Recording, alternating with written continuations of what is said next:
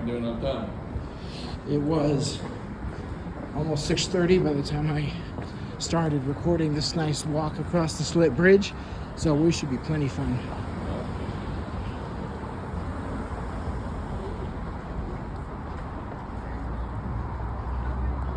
I don't often get to walk across this at night, so I thought I'd film it.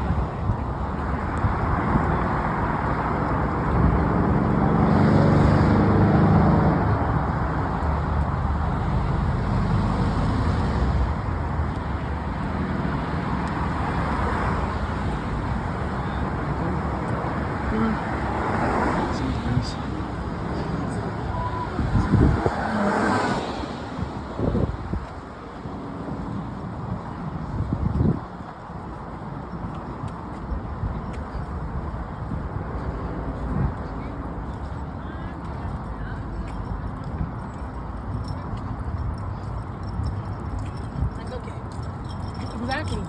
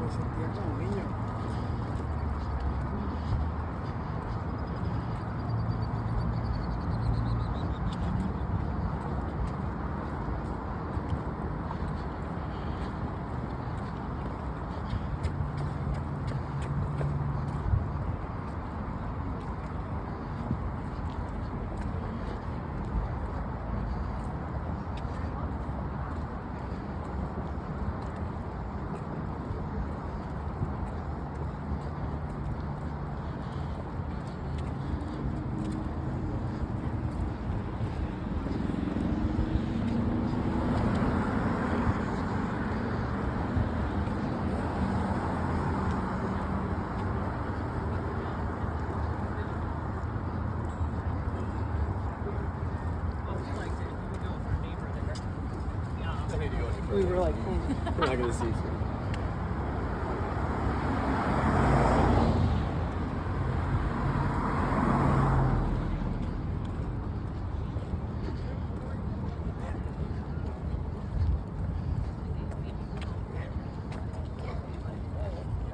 like, put my energy into something.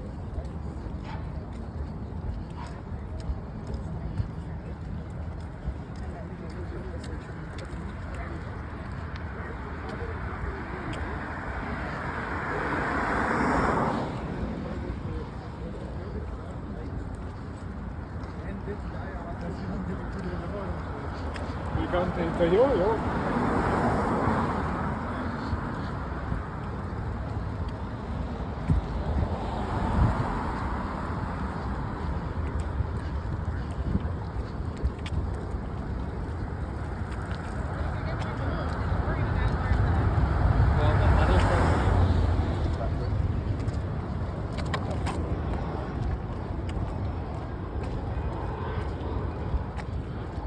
Where they're coming from. Pretty close to the airport. Yep.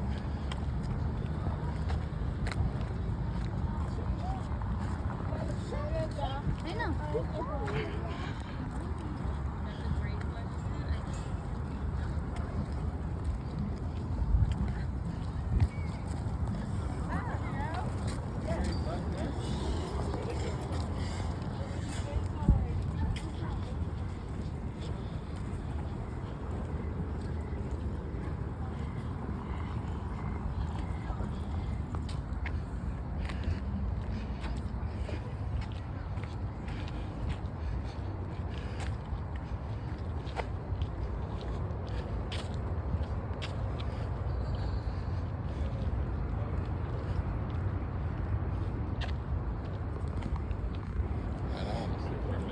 Okay.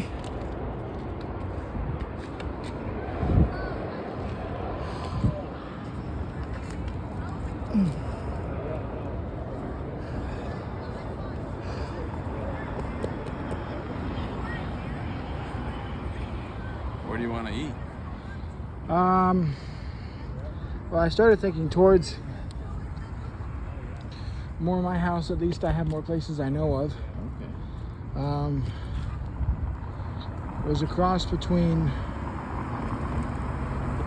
probably either the Buffalo Wild Wings or Texas Roadhouse.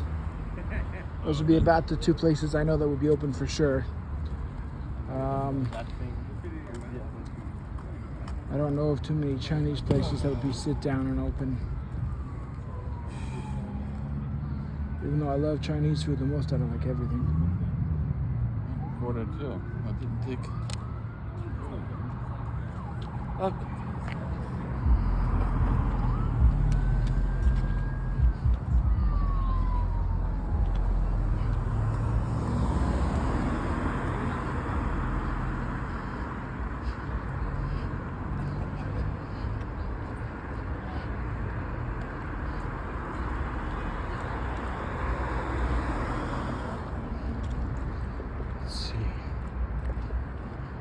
I might start looking when we get in the car and see what's eatable near my house.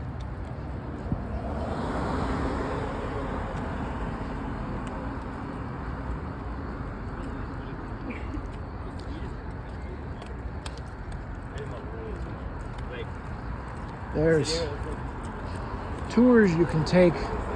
You see the tower way in the distance? Yeah. There's tours you can take to go up that thing. Oh, cool. They reopened it in 2015. And that's where, if you're here during the day, you'll hear what sounds like somebody playing a lot of fancy music, but it's recording. And at the very top, there's a bunch of speakers that shoot out all over the park. So you can hear it no matter where you are, even if in some places like the zoo or something.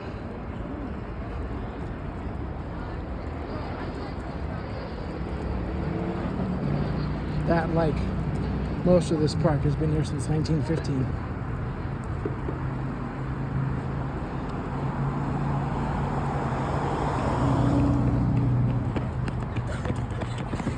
I remember reading about or hearing about it from Ken Kramer, all the 1915 Panama Exposition that came through here, the 1935 Exposition, and video footage of that, and people learning about automobiles and kid eating ice cream in the park, and then going how there's a place, I forget exactly where off the top of my head, but it was called, during the 1915 Exposition, Zorro Gardens. And all it was is you paid 10 cents to watch some nude males fawn over their naked nude queen. No. That's all it was.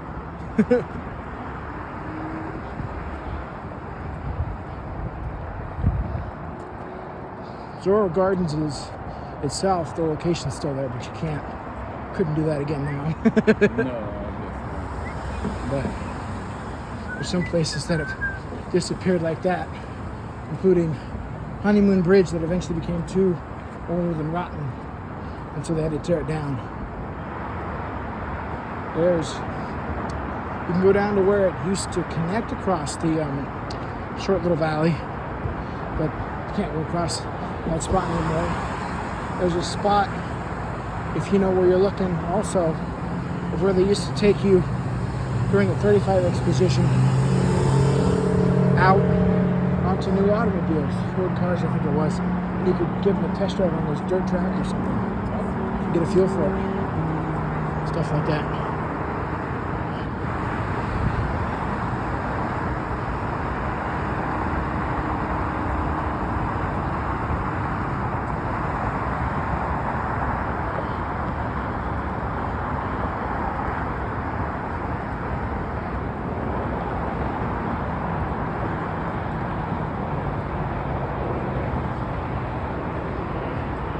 I know we had a lot of examples of things, including somebody's legit aero car where it could drive like a car, and then if you wanted to, you attached wings to the sucker, turn on the prop, and boom, away you went into the sky. But some of that stuff was in the original Air and Space Museum, which caught fire and burnt down. Oh. Yeah. But outside of the current one is the jet that could take off in such weird shapes or manners. I forget exactly what it was, but something like this it could do. Like a jet. And that's parked out there. And there's some stuff in there too, like airplanes and shit. There's even a spot for like crashes and things, and it mentions the PSA crash back in the 70s in San Diego. Yeah. It clipped a supposedly the pilot that was learning to fly had a hood on or something and was with the teacher, and they didn't see the PSA, or the PSA missed them and was too busy chatting or something, and then it clipped the PSA, and there was a really cool shot taken of the PSA in flames as it was heading for the ground. And in the transcript, because when it was the 40th or something, 80s, 90s, 10s, yeah, 40th anniversary, they published the entire transcript of the crash from the PSA